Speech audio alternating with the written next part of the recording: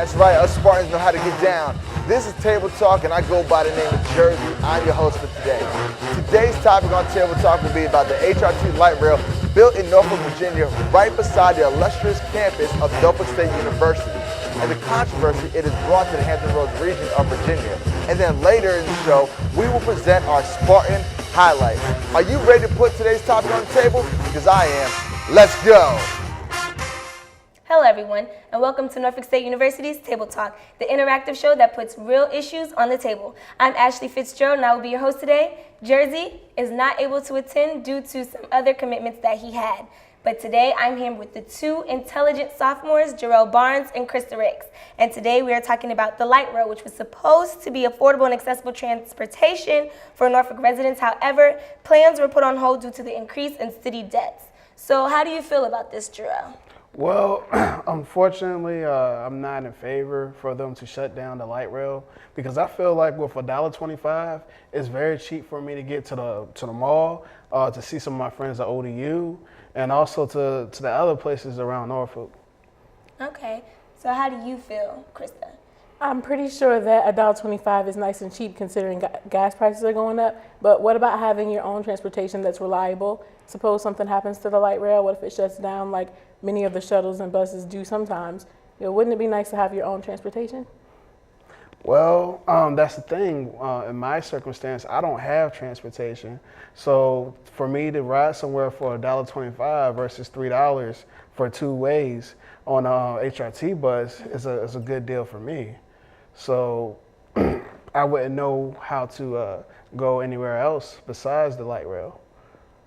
Now, you saying this, Krista, do you have your own type of transportation where you don't need to use the light rail? I don't have my own transportation, but if the light rail were to have some kind of complications, I think there's 2 of them. So if one shuts down, we've got one. With the buses, if one shuts down, there's hundreds more. If Norfolk State shuttle shuts down, we've got a few more. So I think those are pretty reliable considering what we can use to replace them. Now, Jarrell, she made a very good point that buses do run, and if one happens to the light rail, there's buses. If something happens to a bus, it'll keep going, but a light rail, you're pretty much screwed because there are only 2. So what's the difference between the bus and the light rail that you can't? Well, the difference between a bus and a light rail is this. Well, bus, yes, it may be a little bit more efficient in terms of whether it be more reliable. However, the time is way too slow. If I want to go somewhere in the city of Norfolk, sometimes it could take me longer than it would take, say, a short rail ride to point A to point B. So either way, I'm sacrificing something where I'm in a situation to pick my poison. And for me being a college student, and the economic decision for me to make is to choose the $1.25. So I'm willing to take my chances there. I'd like to point out that you said the city of Norfolk. The light rail is only going to go so far. I can hop on a bus and get to Lynn Haven and anywhere else I need to go without having to worry about is it going to pass up my stop or how much the transfer is going to cost. I know the transfers are free for the light rail, but you pretty much can only go so far. That's interesting. Well, I'm just basing it off of my travels. I only stay really in Norfolk. Occasionally I may go to Virginia Beach. From what I hear, they was looking to extend out towards Virginia Beach Boulevard. Now, can I say something? When I hear that light rail is causing they don't have any money pretty much to continue working on it. So it was, made to help our money with profits. Do you think that it's really benefiting anyone by just sitting there, or is it going to run and is it going to help bring in money, or? I would imagine that it would bring in money to the city of Norfolk. Also, in my experience, I do know that a lot of patrons come from Virginia Beach and other close cities close by. Okay, so how do you feel? I would have to say that with all the embezzlement and fraud that's associated with the light rail and the construction of it, the city of Norfolk's pretty much built a hole that's too big for our little $1.25 to fill it back up. That's a very, very valid point. But we're getting ready to come at a commercial break, so don't move. We're going to present you with our Spartan highlight, so don't move. We'll see you in a bit. Coming soon, the long-awaited freshman EP from the artist Lyric, the same artist that brought you hit singles such as Soldier and Love. The hit artist Lyric, coming soon. Get yours. Welcome back. Now for our Spartan highlight. Some of you may know him as the drum major of the Spartan Legion Marching Band or as Mr. NSU for 2009-2010. Or some of you may even recognize him for the Ebony magazine interview he did for band hazing. Without further much ado, we welcome Mr. Michael Cofield, our Spartan highlight. It's good to have you on the show. Thank you. Good to be here. So, how did it feel to be interviewed by Ebony magazine? It was an honor to be interviewed by a magazine such as Ebony. They brought to light a lot of situations that needed to be brought to light, and I'm very honored. That's good. So how did they contact you? Like, did they call you? Did they tweet you? Facebook, anything? No texting, no tweeting. They contacted Dr. Sanford, the director of bands here in Norfolk State, and Dr. Sanford felt that I was best for the interview, so he forwarded my name to Ebony, and the writer contacted me. So do you feel comfortable about sharing your story on hazing? Yes, I feel extremely comfortable, being the fact that I'm much older and much wiser now to the world, to hazing and exactly what it entails and what happens. So after you did the article, did you get, like, how was your feedback from peers? Of course, you had negative feedback, a lot of negative feedback, but also had a lot of positive feedback for people that wanted to tell their story, but they just didn't know how, they just didn't know where, they just didn't know, who to tell. So a lot of people were relieved at the fact that somebody else came out and told the story. Now, in the article, it stated that you first went to Grambling State University and you played the tuba, and then you came here to play the tuba. So was the transition from Grambling to Norfolk State, was it hard, and was the style different? Was it hard? No. Was it different? Yes. Are the styles different? Big time. Grambling is much more of a down south show style band, and the Spartan Legion is a band full of musicians, and the music is definitely different. The style of marching band, definitely different. The style of learning the technique and the methods and the fundamentals, so much better. Definitely different. Yeah, it's much better. I know. So once graduating, how will you continue to spread the word about hazing and getting people not to do it? Well, you can't really eliminate hazing. No matter where you go, no matter what organization, what club, what band, you cannot eliminate hazing. In order to eliminate hazing, you must eliminate that organization or band, because you're always going to have people in that organization. What I'm going to do is do my best at schooling and making sure my students are knowledgeable as far as hazing and what it does and how it can ruin a program and even your life. Okay, so what are some of your most memorable experiences as being drum major? I could answer that for you. No, my most memorable experience as being drum major, I have a lot, but the most memorable one I could think of has got to be when I was threatened to get fired over a situation. Dr. Sanford had commanded something from me and I didn't do it. And it was performance day, and the band did something in the dance routine that he didn't like.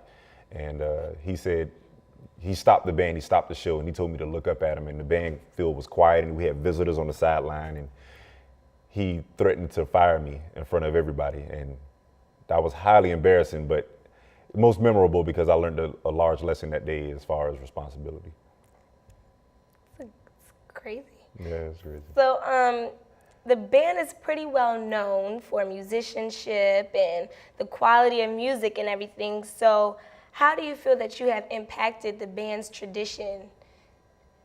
As far as impacting, I don't know. I'm just a person that respects the program, and I'm loyal to the traditions that are already in place. I just try to make sure that everything is still upheld and promoted and definitely fostered throughout my tenure as drum major. Okay, so being that you played the tuba before you were drum major, have you ever written any of the band's music? Never. I have never written a piece of music for the Spartan Legion. I have written some music for some brass choirs and quintets, but never for the Spartan Legion. Too busy being a drum major. Okay, so I have a quick question. Where are you from? I'm from Hollywood, Florida. So how did you hear about Norfolk State all the way from there? I had never heard about Norfolk State. The high school I graduated from, I had two young ladies who graduated from my high school 2 years after I did. And they came up to Norfolk State and they were a part of the Hot Ice dance team. And they contacted me and told me about Norfolk State. I didn't want to come. I seen the band and I said, I don't want to wear those uniforms. But I'm kind of glad I did come up here because I love it and I'm very grateful for what Norfolk State has exposed me to. Well, I mean, it's okay if you weren't on the bandwagon at first. I mean, I wasn't on the bandwagon. I mean, you know, Norfolk State uniforms don't really I think catch they're your very eye. beautiful. I think the Now feathers I- and all are just wonderful things for people to see and grasp. But to each his own, I understand. I mean, you're here now. So, what's your major? My major is music media.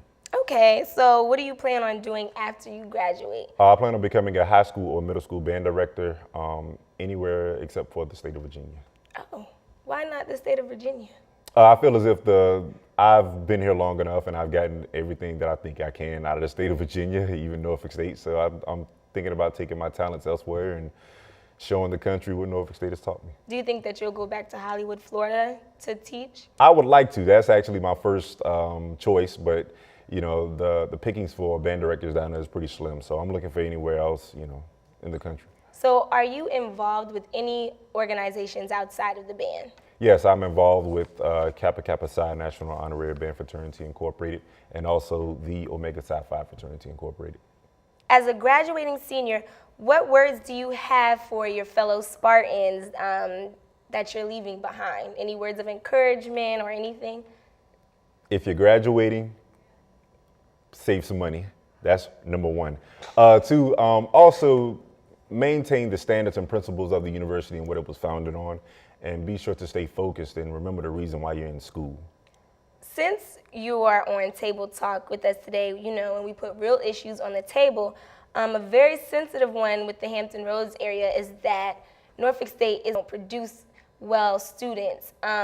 So if we don't produce students that are well, how is it that we produce you? What are your thoughts on? It's that goes back to everybody else's story. Everybody has a story. No one person's story is the same. And a lot of students come here and they try to live the life of somebody behind them or try to create their own little story in the way they think it should go. But, you know, lo and behold, that, you know, God has a story for you and he has a plan for you. You need to get on the track and just run your race and stay focused. Right. So can you honestly say that you've enjoyed your time here at Norfolk State? Most certainly. Most certainly. Norfolk State University has treated me well. They've taken me in like a family and treated me like their own and given me the opportunity to excel and achieve everything that I've been able to do. So you would, if you were to meet a young person who's, say, about junior in high school or sophomore or anything, would you go to them and be like, you know, Norfolk State is a good school for you to go to and, you know, don't listen to what the hype people say and everything? Yes. I definitely portray Norfolk State University as an institution of choice because they won't hold you back. If anything, they'll push you forward and they'll give you an opportunity, you know, go ahead and make a mistake here, you know, learn by trial and error, but also you're going to come out knowing something new that you didn't know before. And yes, Norfolk State University is definitely a top institution in my choice. Well, good.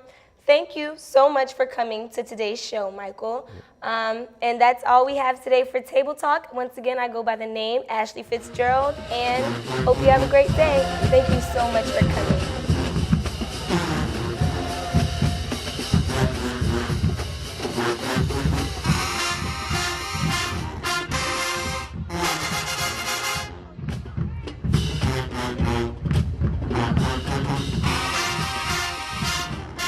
Stay focused, remember why you're here, and the goal is to graduate and always remember to behold the green and gold.